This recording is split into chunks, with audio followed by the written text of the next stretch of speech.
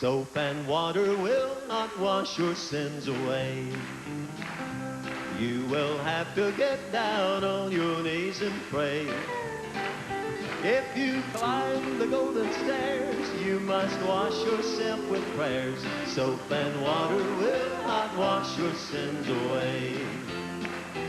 Cleanliness is next to godliness, they say.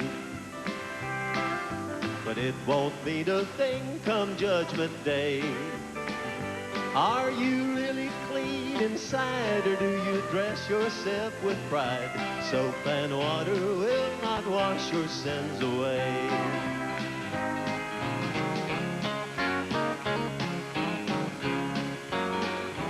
Brother, you must never harbor sin and hate.